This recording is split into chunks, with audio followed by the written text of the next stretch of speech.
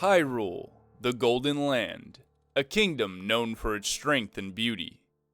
Although Hyrule has been prosperous in certain eras, it's had its fair shares of ups and downs throughout the timeline. A civil war that lasted countless years, a flood that wiped out the entire kingdom, and a great cataclysm that started the decline of Hyrule. Those are just a select few. While we've had most of these events featured in Hyrule Historia, one stands out amongst the crowd: the Great Cataclysm. An event that was prophesized during A Link to the Past, and is never really brought up again. Most think the Great Cataclysm took place during the 7 years Ganondorf took over Hyrule in Ocarina of Time. Others think it took place during the Imprisoning War. Well, I'm here to tell you that the Great Cataclysm wasn't either of these events. To an extent. The destruction of the kingdom before Breath of the Wild may be the Great Cataclysm spoken of in A Link to the Past. Today, Game Over Jesse and myself will explain why Breath of the Wild takes place in the Downfall timeline and why it's a perfect fit to explain the events of the Great Cataclysm.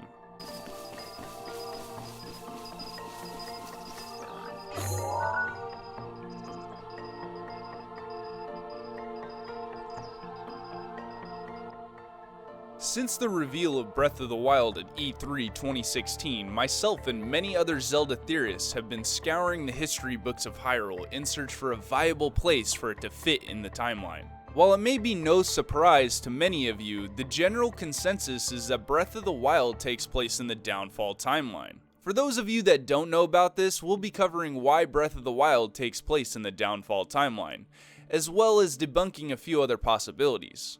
Similar to the Sheikah Tech theory I put out a while back, we'll be starting from the unified timeline.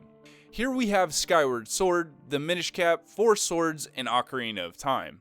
After Skyward Sword, Hyrule is a newly established kingdom with no reference to Ganon whatsoever. With no mention of Ganon or Ganondorf until Ocarina of Time, it's highly unlikely Breath of the Wild can fit in between Skyward Sword and the Minish Cap. Also note that Ganondorf, or Ganon, made his first appearance in Hyrule's history as King of the Gerudo people during Ocarina of Time. Debunking the unified timeline even further is the Temple of Time. This temple was built just after the establishment of the Kingdom of Hyrule. Built over the sealed grounds by the Sage of Light Rauru to protect the Triforce and its immense power. Seeing as the Temple of Time was still intact once Ocarina of Time takes place, this rules out any timeline placement in the unified timeline, due to Breath of the Wild's Temple of Time being somewhat intact. Moving forward to the adult and child timelines, we can use a couple of things to rule these two out in one fell swoop. One is the 100 years that have passed before the events of Breath of the Wild unfold. In the child timeline, Majora's Mask takes place directly after Ocarina of Time, and as stated by Aonuma, Twilight Princess takes place nearly 100 years after Majora's Mask, ruling out the possibility of Breath of the Wild being in between these two games. However, Twilight Princess wouldn't work either, as it's stated in Hyrule Historia that Hyrule went through a time of peace before Four Swords Adventures happens. It is possible that Breath of the Wild takes place after Four Swords Adventures, but then we go back to the Temple of Time. From the moment you step foot in the decayed temple during Twilight Princess, you can tell that it's taken an even bigger beating than the temple found in Breath of the Wild. With just this, we can safely assume that Breath of the Wild doesn't take place in this timeline either. Now, to tackle the adult timeline, we aren't going to get into the Korok since that's been explained many times by different people. What we will be using as a reference once again is the Temple of Time along with the prologue to the Wind Waker. While the 100 years reference could work here, it would actually ruin the backstory of the Wind Waker. Once Adult Link is sent back to his own timeline in Ocarina of Time, it leaves the adult timeline's version of Hyrule without a hero. Many years after Link was sent back and Ganondorf was sealed away, Hyrule was once again attacked by the Demon King. With no hero to be found, the people of Hyrule prayed to the gods to save the kingdom. In response, the gods told the remaining people of Hyrule to flee to the top of the highest mountains and flooded the land, leaving the kingdom sealed beneath the ocean. Breath of the Wild simply can't take place during this time due to Hyrule not having a hero at all. It can be argued that Link in Breath of the Wild never has his legend passed on, but that's stretching it a bit. Once again, we get to the Temple of Time, which isn't anywhere to be found in the Wind Waker. The Master Sword even resides in Hyrule Castle. Now, it's theorized that Hyrule Castle from the Wind Waker is actually the Temple of Time. This is supported by the architecture found in the new Hyrule Castle and the fact that the Master Sword does reside in it. This is besides the fact though, as the temple would still be around if Breath of the Wild took place before the Wind Waker. Later on in the timeline, it's simply impossible for Breath of the Wild to fit since the King of Hyrule's wish washes the kingdom away beneath the ocean to never be seen again. Phew, finally got that done. Now we can move on to why Breath of the Wild belongs in the Downfall timeline. Most of what the other two timelines lacked in terms of backstory and building location, this one actually fits very nicely. Breath of the Wild from the start sets itself up to fit in the Downfall timeline. From the first trailer we can tell that Hyrule has been completely ravished by Calamity Ganon, causing Hyrule to go into decline. The kingdom has no one to guide them as the castle, possibly even the royal family, is out of commission. Monsters are roaming the ever-expanding fields of Hyrule, and Sheikah guardians are on a rampage.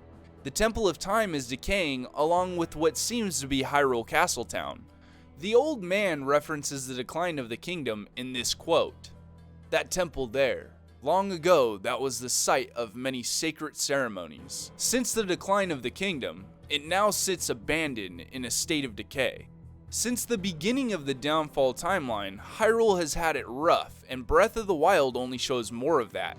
To go even further, Breath of the Wild is likely the beginning of this decline.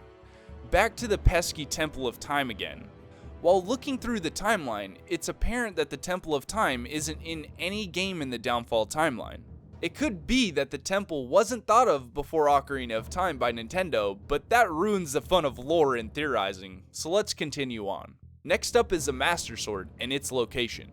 Just from seeing the background and the way the pedestal looks, the Master Sword must be in the Lost Woods during Breath of the Wild, which would coincide with its location in A Link to the Past. I mean, look at this artwork of the two and tell us that it isn't the same exact location. Hell, even the same 3 flowers found in A Link to the Past can be found next to the Master Sword in Breath of the Wild. Some would say this is just a coincidence, but come on, Nintendo put the white flower in the logo of the game for a reason. Alright, now it's time to get into the nitty-gritty details that give this theory even more weight. Separate, they seem meaningless, but together they show a distinct pattern that flows through the Downfall timeline. The first one is the old man. Some theorize he's possibly the king of Hyrule, and others say he's Ganondorf without his powers. I believe the old man is one of the 7 sages, or 7 wise men originally in A Link to the Past. Just look at the guy's outfit. He's wearing a hood just like the 7 sages, he has a long white beard, and he carries a cane very similar to the sages. To be honest, he has more similarities to the 7 sages than he does to the king of Hyrule or Ganondorf. Next one is Link's appearance. This one could just be a coincidence, but there seems to be a pattern going on here.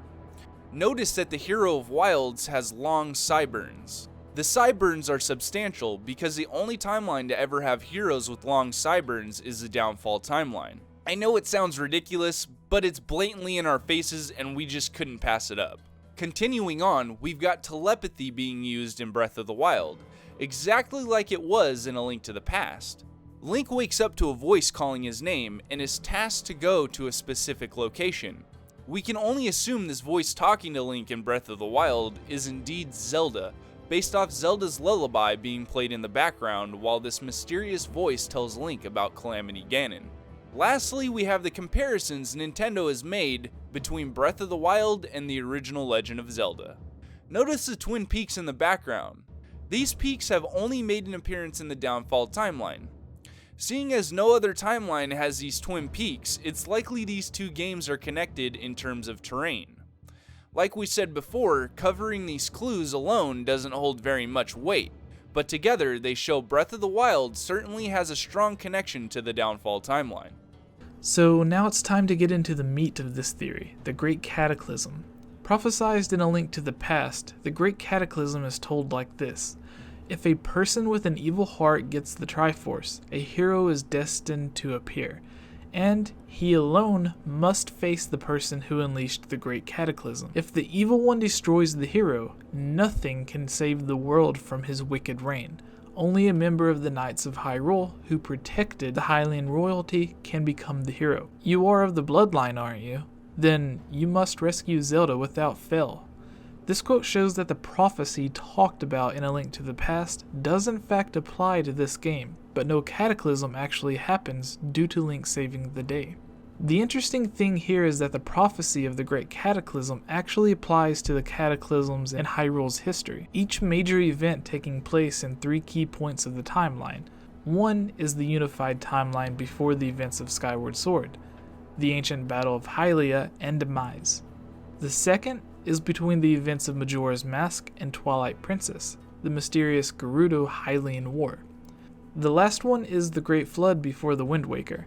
Every last one of these events caused a turning point in Hyrule history.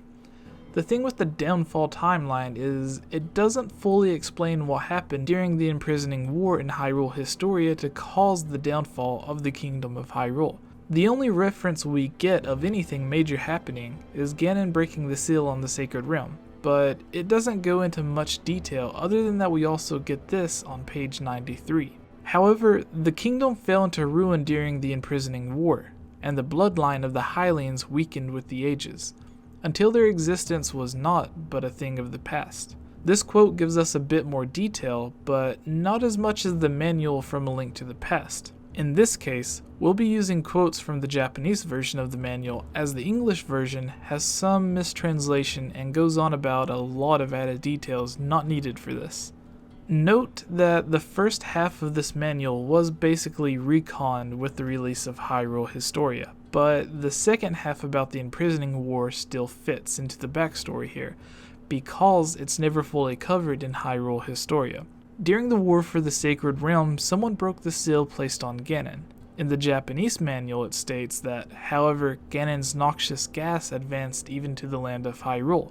Greedy persons vanished into this powerful gathering smoke. Black clouds permanently darkened the sky, and many disasters beset Hyrule. The King of Hyrule sent for the 7 sages living in Hyrule and the group of knights, and ordered them to seal the source of evil.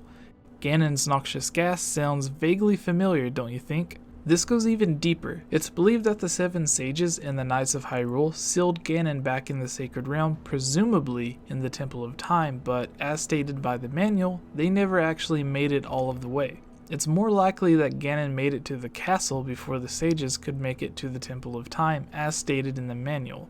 However, the situation was urgent as the malignant Ganon's noxious gas pressed on towards the royal palace.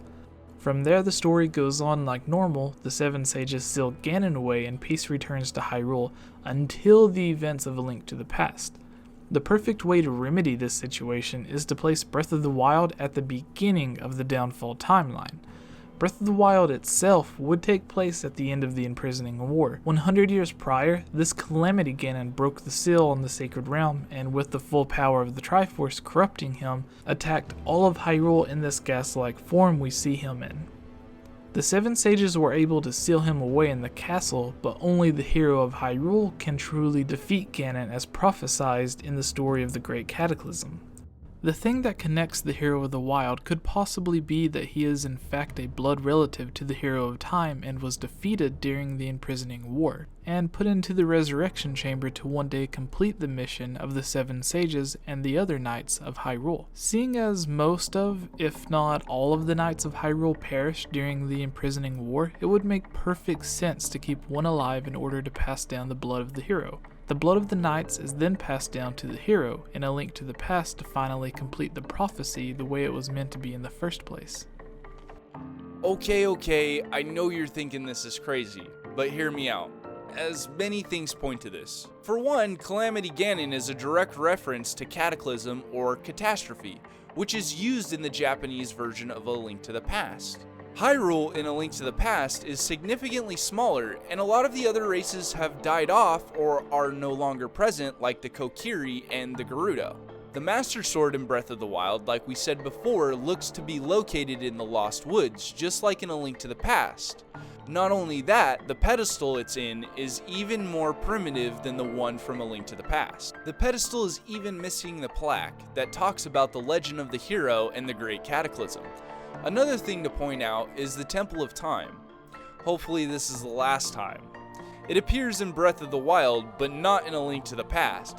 So if this game does in fact sit in the Downfall timeline, it needs to be before the temple was completely destroyed. If this holds true, that means that the Hero of the Wilds is some way related to both the Hero of Time and the Hero of A Link to the Past. What proves that at least the hero from A Link to the Past is in fact related to the Hero of Time is what the Master Sword's pedestal says.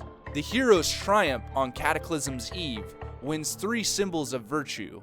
The Master Sword he retrieves, keeping the Knight's line true. The interesting thing here is the 2 references to the Knight's bloodline in both of these quotes. It is hinted that Link from Ocarina of Time is of the Knight's bloodline on page 93 of Hyrule Historia.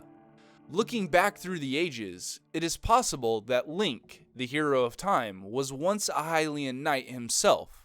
This may be the reason his mother became embroiled in the fires of war. If Link from Ocarina of Time is in fact a knight, this bloodline in the Downfall timeline has to be his lineage carried on. Not just any knight can pull the legendary Master Sword. It actually takes someone from the Hero of Time's bloodline to pull the Blade of Evil's Bane from its pedestal. Assuming this is true, the Hero of Time must have had at least 1 child to carry on his lineage. This isn't too far-fetched either, since the Hero of Twilight does exist, and he is a blood descendant of the Hero of Time. With that being said, this could explain a whole lot about the Hero of the Wild. At the end of the day, we don't have all that much to go off of, but we do know that the Downfall timeline is the most viable place for Breath of the Wild to fit, and the backstory of the Great Cataclysm fits appropriately. For the sake of the video, I didn't include every last bit of evidence, as it already felt long-winded enough. Ultimately, we won't know where this game takes place in the timeline or what happened with Calamity Ganon until next year when Breath of the Wild is released. A couple more things before I go. Special thanks goes to Game Over Jesse. Check out his channel down in the description below. Also, I've opened up a donations page on my YouTube channel, so if you guys want to make a donation, make sure to hit that donate button as well. You guys all have a good one. Remember to like, comment, subscribe. Peace out.